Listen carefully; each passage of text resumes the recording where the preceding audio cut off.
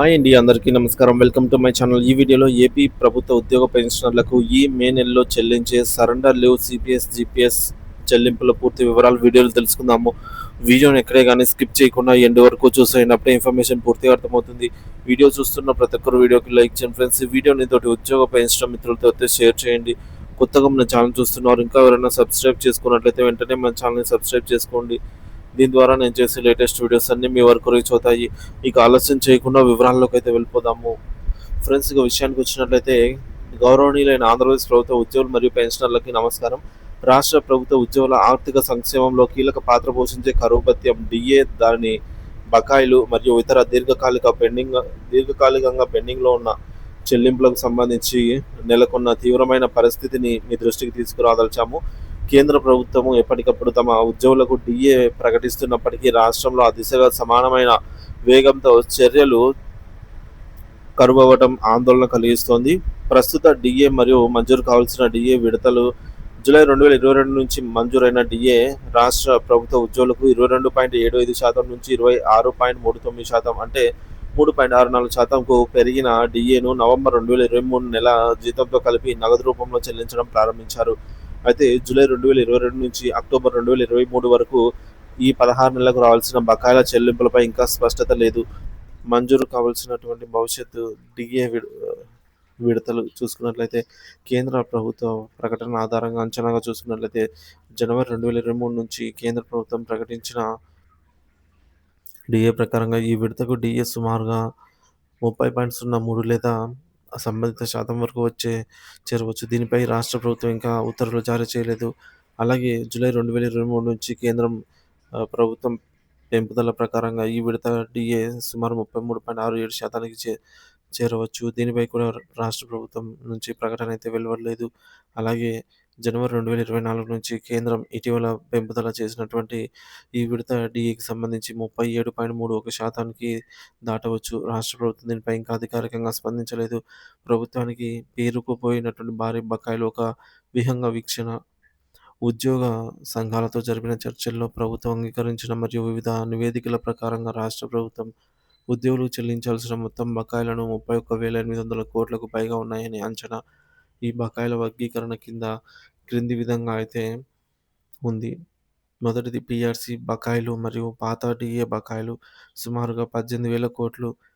2018 వేతన సవరణ సంఘం పీఆర్సీ సిఫార్సుల అమల్లో భాగంగా రావాల్సిన ఎరియర్స్, గతంలో మంజూరు చేసిన పూర్తిగా చెల్లించిన డిఏ బకాయిలు చూసుకున్నట్లయితే, ఇక 2 కొత్త డిఏలు మంజూరు కానివి. అంచనా బకాయిల మొత్తం సుమారుగా 7,300 కోట్లు. పైన పేర్కొన్న జనవరి 2023 మరియు జూలై 2023 డిఏ విడతలు మంజూరైతే వాటి బకాయిల అంచనా ఇది. వైద్య బిల్లులు, అర్జిత సెలవులు, నగదు, ఏబీజీఎల్ఐ, సరెండర్ లీవ్లు మరియు ఇతర పెండింగ్ చెల్లింపులు సుమారుగా 2,800 కోట్లు.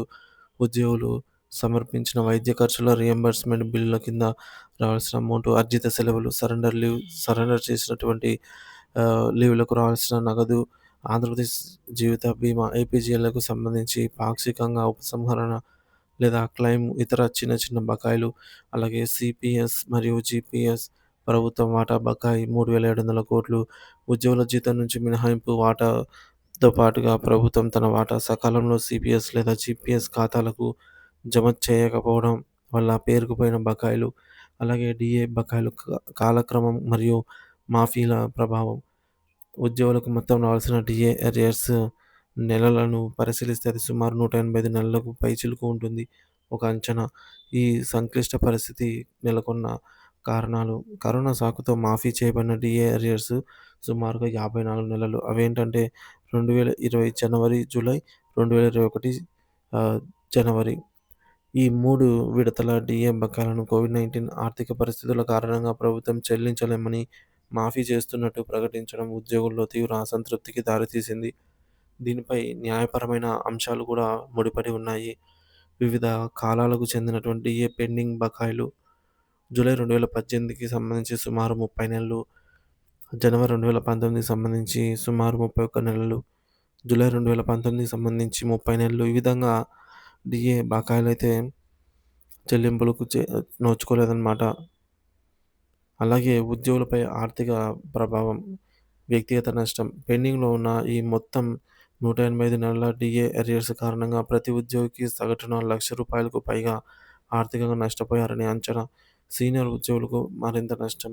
సీనియర్ ఉద్యోగులు అధిక బేసిక్ పే కలిగిన వారికి ఈ డీఏ బకాయిల కారణంగా సుమారు 4,00,000-5,00,000 పైగా నష్టపోయి ఉండొచ్చు. జీవన వ్యయంపై ప్రభావం. నిత్యావసర వస్తువుల ధరల ద్రవ్యోల్బణం పెరుగుతున్న ఈ తరుణంలో సకాలంలో డీఏ అందకపోవడం మరియు బకాయిలు పేరుకుపోవడం ఉద్యోగుల కుటుంబాల ఆర్థిక ప్రణాళికను దెబ్బతీసి వారి జీవన ప్రమాణాలపై తీవ్ర ప్రతికూల ప్రభావం చూపుతుంది. ఉద్యోగుల ఆవేదన మరియు ప్రభుత్వానికి విజ్ఞప్తులు. తక్షణ చెల్లింపులు. పేరుకుపోయి ఉన్న అన్ని రకాల బకాయిలను ముఖ్యంగా డీఏ అరియర్స్ తక్షణమే విడుదల చేయాలని ఉద్యోగులు ప్రభుత్వాన్ని డిమాండ్ చేస్తున్నారు. స్పష్టమైన కాలపట్టిక. బకాయిల చెల్లింపులకు స్పష్టమైన, ఖచ్చితమైన రోడ్ మ్యాప్‌ను ప్రకటించి దాన్ని పారదర్శకంగా అమలు చేయాలి. ఇకపోతే మాఫీ నిర్ణయంపై పునఃసమీక్ష. కరోనా పేరుతో మాఫీ చేసిన డీఏ బకాయిలను ఈ నిర్ణయాన్ని ప్రభుత్వం పునఃసమీక్షించి వాటిని కూడా చెల్లించేలాగా చర్యలు తీసుకోవాలి. సీపీఎస్ లేదా జీపీఎఫ్ వాటాల సకాలంలో జమ. ప్రభుత్వం తన వాటాను సీపీఎస్ లేదా జీపీఎస్ ఖాతాలకు ఎప్పటికప్పుడు సకాలంలో జమ చేయాలి. ఉద్యోగ సంఘాలతో చర్చలు. ఉద్యోగ సంఘాలతో ప్రభుత్వం నిర్మాణాత్మక చర్చలు జరిపి సమస్యల పరిష్కారానికి కృషి చేయాలి. ఆంధ్రప్రదేశ్ ఉద్యోగులు మరియు పెన్షనర్లు ఎదుర్కొంటున్న సమస్యలు ఆర్థిక సమస్యలు తీవ్రమైనవి మరియు తక్షణ పరిష్కారం అవసరమైనవి. ప్రభుత్వం ఉద్యోగుల న్యాయపరమైన డిమాండ్లపై సానుభూతితో స్పందించి వారి ఆర్థిక ఇబ్బందులను తొలగించడానికి మరియు రాష్ట్ర ప్రభుత్వ యంత్రాంగంలో నమ్మకాన్ని పునరుద్ధరించడానికి అవసరమైన అన్ని చర్యలు తీసుకుంటుంది అని అయితే ఆశిద్దాం. ఉద్యోగుల సంక్షేమం రాష్ట్ర అభివృద్ధికి అత్యంత కీలకం.